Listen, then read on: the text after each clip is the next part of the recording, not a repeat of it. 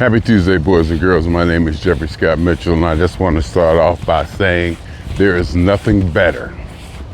There is nothing better than being the aforementioned Jeffery Scott Mitchell. I go back to it again. Is there anything greater or better or more important or more significant than becoming the person that you always wanted to be? Self-actualization, whatever you want to call it, reaching your full potential, however you want to lay it out. I've done a few things this summer. I've seen P-Funk in London, in the United Kingdom, and at those shows I noticed that the rhythm of the crowd was amazing to me. I was into it, I was feeling it. I left there, I flew to Florida. Saw P-Funk on my birthday. It was a Zora Neale festival down in Florida, and I don't want to say in the boonies or out of wherever, but it was just in a big field, and it was all black people, so you know it was rhythm. I left there, somehow ended up in Youngstown, and Youngstown may be the rhythm capital of the world as far as I'm concerned. I saw a concert show there, and people was just, everywhere you looked, fantastic rhythms and people grooving. And then I remember I was just in New Orleans, and the crowd sang and clapped. It was so beautiful. And the rhythm, it's the rhythm of the people. And earlier, this week I was going through my videos, and I found a video I made of a show from 2016 in Grass Valley, P-Funk, where during Atomic Dog, I recorded the show just because it was white girls there and they was all dancing on beat. The crowd was on beat. And I actually entitled the video, White Girls on Beat. When I saw that, it made me smile. I was like, damn, Jeffrey. I mean, I've been on this off rhythm, non-rhythm. In fact, I made a song. I wrote a song called Nobody on the Groove, talking about the lack of rhythm when I go to places. So this rhythm and dancing thing is real. I've been talking about it for years. People used to get on me. Oh, why don't you just go to the show and enjoy it? You know, don't worry about it. But no, there's something about rhythm. Growing up in the church, praise worship, the rhythm, on beat, syncopation is just major to me. I think of it as a Motor Booty Affair, the ultimate underwater party where we're all together on the groove, in sync, on the one, just grooving. That's what I think Motor Booty Affair is, the ultimate party where everybody just dancing and grooving, and the on-beat part is important to me. So this Saturday, there was a semi-private birthday party for the wonderful and glorious Charlie Lake, thing they do called Leo season or Leo time or whatever. All the Leos get together and they do it. And I was like, all right, I'll settle and listen to all this Leo talk just to be here so they can get it in. And they got it in. So I'm there. It's good seeing everybody. I'm feeling good. I'm setting up my stuff, just dancing around. My weight is down. I had walked my steps, so I was just feeling good. I was just in a good place. I was lit up. All the stuff I told you earlier, I'm still kind of digesting that from this summer. So I'm just flying high. I'm just flying high. I've been to Charlie Lakes before. I know the layout, so I'm comfortable. I'm just feeling good. I'm all over the place. My energy is up. There's kids running around. Music is playing. I'm just feeling it. I'm just recording in my element. It seems like I know everybody. Everybody knows me. So I'm just flying. I'm just in that place. I'm just in that space. And not to get too sidetracked, but after you do Londons and Barcelonas and Floridas and this and that. When you come to a quote unquote smaller event or smaller party, sometimes it's hard to temper your energy. If I'm used to getting it in a building with 70,000 people in it, and I've exercised my expressions of energy and excitement and rhythms and joys on that bigger scale. When I go to a smaller venue or smaller party, or like a backyard party or something more intimate, sometimes it's hard for me to pull that in, to gauge that energy. And sometimes I feel like, damn, Jeffery, you went off that little kiddie party. What was you thinking about? You know, because I just can't temper it. They start playing my music. I don't know the difference between an intimate social gathering or being in a stadium full of thousands of people. It's just go time. So I'm just like, you know, I'm doing my thing. I'm trying to keep it tempered, you know, but I'm still getting it. I'm looking around. We're just having a good time. And then so I'm dancing, and you know, and I'm not really dancing. I'm just kind of vibrating to the music, you know, just kind of staying on rhythm, shaking my body to it, whatever. And I looked down, and it was this little girl dancing. You know, I had seen her before. I'd seen the kids there before. And in my mood, I try to stay away from the kids because I don't want to, you know, compromise. I just want to keep my adult partying separate from what they're doing. You know, that way there could be no whatever. So, you know, I'm cordial and polite, you know, and every now and then I do something. Plus, I also don't want to start playing with them too much. I've learned you can't start playing with kids too much. You got to keep a professional distance. But it was like this little girl. It was like, you know, all the kids was, you know, kind of not around, but she was like standing there dancing. And I looked, you know, she was just getting it. She was just dancing. And then I noticed that she may be trying to dance with me. I mean, she had to be like 5, 6, 7 or something like that, you know, and she was young, but she wasn't like a toddler. She was like 5, 6, 7, I guess, maybe first grade, kindergarten, maybe first grade, second grade, I don't know. But she was doing it, and she was jumping around, dancing like a, you know, like a little kid, like a little girl. And she was in rhythm or on beat, one of them, I forget which, I don't know which one, but because she was young, it was a little awkwardness off of it. You can see where she hasn't quite got the dexterity or, you know, her body yet, because her body, her moves and stuff. So all her moves were like just slightly off the beat, but they were consistently slightly off the beat. So if you look at it in a certain way, she was in rhythm and on beat, but she couldn't get her body around to, you know, like really hit it right. But there was a rhythm there.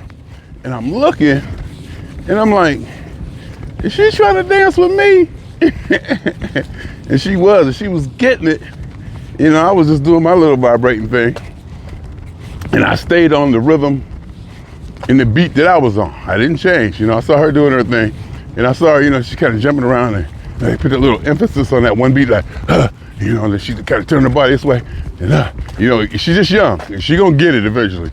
Because, you know, I see when an older black woman walk by and do it, you know, how once they learn how to do it, you know, you see them when they, I said, yeah, she gonna get it eventually. Then she did this little move where she turned around and kind of threw her butt out, threw her arms up. I was like, oh Lord. You know, but it wasn't too much of that. It was more rhythm and jumping around.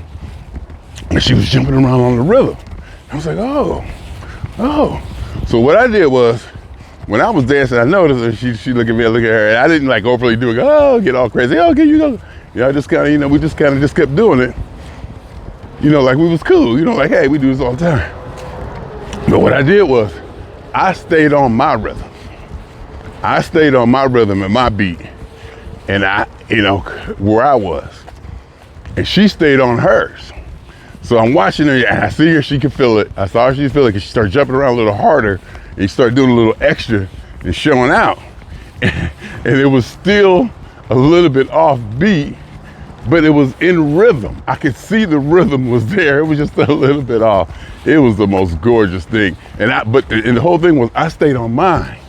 I didn't start jumping around doing the same thing she was doing. I didn't go to hers. And I stayed on mine. She stayed on hers. And we was dancing like that for like maybe 2-3 minutes. I mean, I'm sure everybody at the party saw this. I thought that was the coolest goddamn thing that has happened to me in a very long time.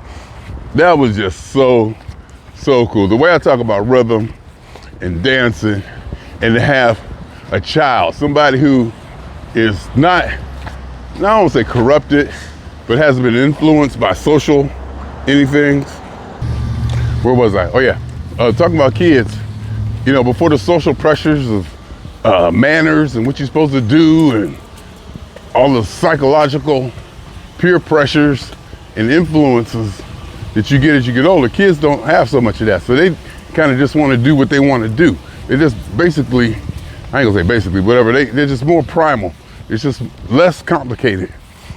So to see her to make that decision, to want to get out there and dance with me for whatever reason, and for whatever she wanted to express, or whatever she was trying to do, that basically sums up,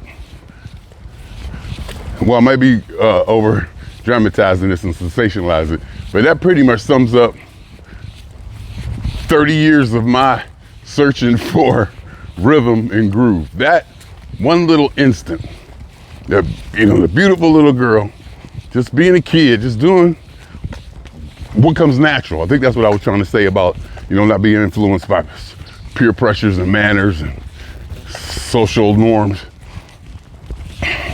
What comes natural, seemed like what came natural to her. So we was just getting it, and and the thing is, I stayed on my beat, right?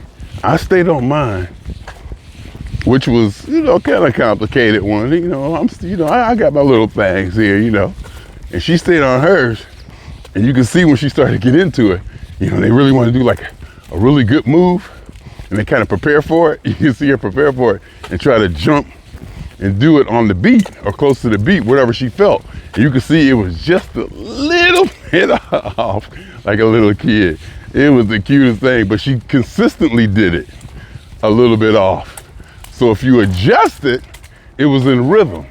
So and I've done this with other people, white girls in San Francisco and other places, that where they were just slightly off the beat, but they were in a rhythm. But they were just slightly off the beat. Maybe they was in rhythm, but dancing on the 2 or something like that.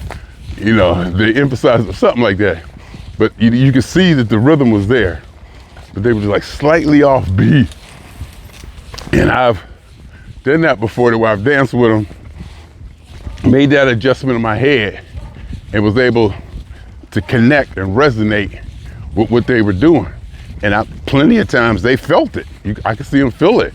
And they respond when they see somebody else is feeling that rhythm or that beat or that drive, whatever. You can see them respond.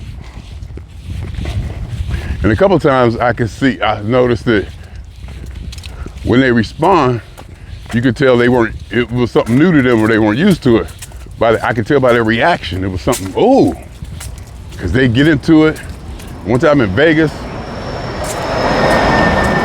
me and this girl was ended up like dancing with each other, and I guess her boyfriend was in front of something. He was in the middle, and me and her got into it so much, he actually stood between us and put his hands up and was like joking, like trying to block it, trying to block, our whatever we were doing. And she moved him out the way because we had locked in on a rhythm, and she was feeling it. So I've been doing this to talk about this stuff for years, and then go to London and see. And I even said, this is the best crowd. I said it too. I said it in London, this is the best crowd, best people crowd ever. Of course, that might have been sensationalized, being dramatized, but you get the point. And then to go to Youngstown, and them people, oh my God, they was getting it. And then Zora Neale in Florida, they was getting it in New Orleans, this rhythm. And then see this little girl that's coming to get it and dance it, and she stayed on her rhythm. She stayed on hers, I stayed on mine, and she didn't stop. She didn't stop when I didn't adjust and start dancing like her. You know, it wasn't like we was just doing the same move. I can't stand that. I can't stand that. In fact, I seen Lige and Bootsy do that one time. And I was like, stop! Don't do that. They was kind of like, Bootsy's back there with Lige on the riser, bass riser. And it was kind of like doing this kind of synchronized, you know, back and forth thing. I was like, ugh, stop that, ugh. And then Tate, but actually Tate and Ponytail do something like now, these little, you know, little weird, funky little dance steps. Not even funky, you know, like corny little dance steps. And at first, I was like, no, not during, you know, LA Maggots. Don't do it during LA, no, not during LA Maggots, stop it. And I was telling Ponytail, stop dancing those little, you know, weird little dances. But him and Tate was doing it, and they wasn't playing P-Funk music. They wasn't playing LA Maggots P-Funk music. So it kind of fit to the festivity. It was a festive, you know, more upbeat R&B-ish type thing. So they was kind of doing their little, you know, New Edition dances or Jackson 5 dances, whatever those, you know, little cute little things. But it was good. Like me and her wasn't doing that. We wasn't locked in like robots doing the same thing. She was on hers, I was on mine, and we kept going. And she'd look up, we look at each other. You know, it wasn't all no being all goofy. It was just like, hey, you know, yeah, you know, we do this. This is what we do. And I smile, and she'd look up and see that I saw her dancing with her. And then she'd do like, she'd get ready to do a little move, like a jump or a, you know, a little something. She's ready to put something into it. I was like, it was the best. It was, that touched me so that I kept that with me for the last 2 days. I haven't, that's why I haven't made a video. I haven't expressed, I haven't output. I kept that with me. That I kept and shared. And, you know, I've talked to people, text people. I might not have talked to nobody. I don't think, I think I did. I talked to Oli, I think. I think the only person I talked to was Oli. I ain't talking to my family, mother, daughters, nobody. I think I talked to Oli, because he cold. Oli a cold. He old school. And it's good though, it's good to talk, you know, and I forget how good it is to talk. You know, being a text guy and, you know, messenger. But he called, so it was good. And I just kept it with me. I was tired. I needed to rest for a day or two. And yesterday I had a dentist appointment, blah, blah, blah. So I was into it. I was into that feeling, and that little girl. And I was recording. I was like, oh, I wonder if I got this on film someplace. If anybody, because everybody had to see us. Because, you know, everybody saw me. I was just lit up. I was just lit up in that backyard. So everybody saw me, there's no doubt about that. And I'm sure they saw us, because there wasn't nobody else out there. So, and we wasn't like standing in the middle, we was like standing off to the side, but you know, she was right there doing her thing. And I smiled. And she tried to like turn around and kind of like do a booty dance or whatever, you know. And I was like, oh Lord. Kind of rolled my eyes and went, oh Lord. And she got back to it, doing her, jumping around and stuff. And that really touched me. That really, really touched me. And it made, like I said, all that travel, I go all around the world, I do this, I do all that. This is how it ties back to the people that I do it with all the time. That's how you bring it home. You bring all that travel, all that experience, all these years of study, and things you've written about, and you remember about rhythms and stuff you've been pursuing, stuff that's important to you that people may or may not understand or get or even care about. And then to have something like that happen and for it to be witnessed by other people, because I know other people saw it. I know other people saw it. And then when it was over, we didn't like go, hey, hey, slap each other 5 or anything. We just kind of walked away. I forget how it ended, in fact. I think I even forget which little girl it was. It was because they was running around there. And then, you start running around and they start bumping into you. And then you just kind of gesture at them and they, and then once you start gesturing at them, they want to play. You got to watch that. You can't, you got to regulate that. You can't start playing with them because they don't know when to stop and they ain't supposed to. So that was fun. I'm not gonna finish this. I'll finish it later. Oops. Where was I? I forgot where I was. But I mean, just the whole camaraderie and fellowship and seeing everybody, talking to everybody. We hadn't seen each other in a while. All the LA maggots and funk people getting together for Charlie Lake, his backyard, his mother's house again, and the food, the music, and for me to be there with my equipment and to be a part of it in the way that I am, and to be able to exercise my technical hobby, my technical interest, my passions for music. And I'm sitting there between keyboard players getting it, because I'm not a musician. I just appreciate the music. So I'm just right there in the middle of it recording, and I love getting it down in digital, knowing that, all right, I'm gonna have a copy that can last forever. I'm gonna make a copy. I'm capturing this moment so it can last forever. Because the whole idea of musicians playing, and years ago, they was used to just playing and doing something and it's gone forever. It'll never be, they say they can recreate it. Oh, I'll just play it again. But no, that moment is gone forever if it's not recorded. But anyway, it's all a part about being Jeffrey, that Jeffery Scott Mitchell that I always lead off these podcasts with. My name is Jeffery Scott Mitchell. The reason I say that is an affirmation to myself. It's a mantra. It's a celebration of who I am.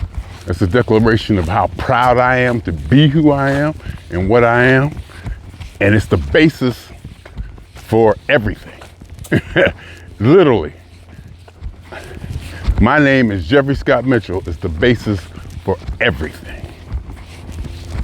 And you should have yours. You should be the basis for everything. You should be the basis for everything. So I start these podcasts off letting you know what this is about. My name is Jeffery Scott Mitchell, and I love being me. And this is one of the reasons that I do. Even though I love me to death, I love me. I'm nothing without everybody else on this planet. All the rest of y'all, 7 billion other people, I need y'all. I was gonna say something like, even the ones I don't like. But I don't think there's anybody I don't like anymore, except for the liberals, the left. And even them, I love them because I don't like them so much. Because I don't like them, I love them. This is one of the few things that in life that I have that I can say I don't like that bugs me. Because I get things fixed. Or they play out. And a situation may be playing out in our building. They let some people move in, a lot of traffic, nothing rowdy noise, but just a lot of traffic in and out. You can tell they're young, constantly moving, just, not banging doors, but, it's a lot of in and out traffic. And that seems to have subsided. It didn't last long in our building. It doesn't last long. But anyway, back to Jeffrey and who Jeffrey is and everybody around Jeffrey in Jeffrey's world. In Jeffrey's world. We are here living in Jeffrey's world. Yeah, that was weak, I know, I don't care. And I want to emphasize the point that it is Jeffrey's world, it's Jeffrey centric, it's Jeffrey time, it's Jeffrey TV, it's Jeffery Scott Mitchell, it's Jeffrey TV podcasting, it's Jeffrey, but it's nothing. I am nothing without the 7 billion rest of y'all. And the few of us that was in that backyard Saturday. Oh my God. Just, oh my God. Just look around and just dancing and free. And I get to a point, I get to a zone where it's like I can't get off beat. It's like it's impossible for me to get off beat because I'm not really trying to be on beat. I'm just flowing with whatever's going. And it took me a long time to get there.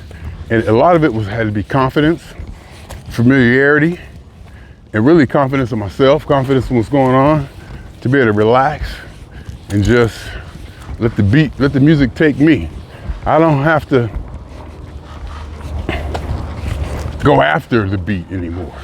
I don't have to like sit, listen, concentrate to find that rhythm to flow on. It just comes natural, or I learned how to wait on it because it's like I can't get off beat.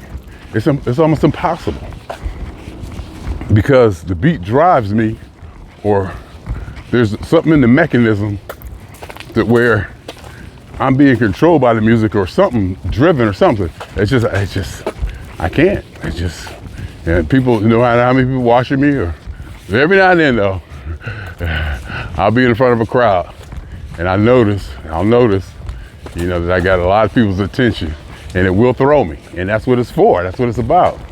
You know, a little bit of nervousness, it'll throw you. You know, you start overthinking the rhythm.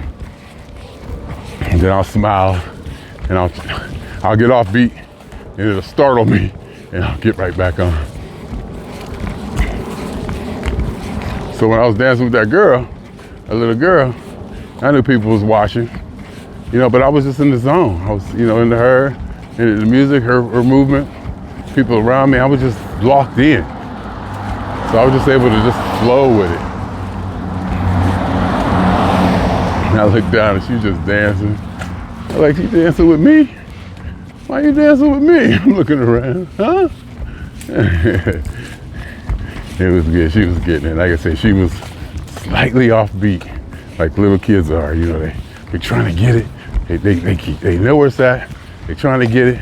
They know in their mind what they want to do. You can almost see them thinking about their next move or whatever. And then you see them prepare, like, try to jump into it and do it, get it right on the beat. And it's just a little bit off, but it's consistently off. So if you see it as a whole, there's rhythm there. It was just beautiful. It was just good. That brought it all in for me right there. That brought it all in for me. Like I said, from London, New Orleans, Youngstown, wherever I was, Florida, P-Funk, wherever, all that came down to watching that little 6, 7, 8-year-old girl try to do her thing to the music. Something about the music. My name is Jeffery Scott Mitchell, y'all, and I'm swinging on y'all 2 times. For me, for the funk, and for every elementary particle that has ever existed in this or in any universe that ever was, is, or will be. It's the totality of it all and hypothesis of one. All as is. A theory of universe and hypothesis of all is one. My name is Jeffrey and I'm out.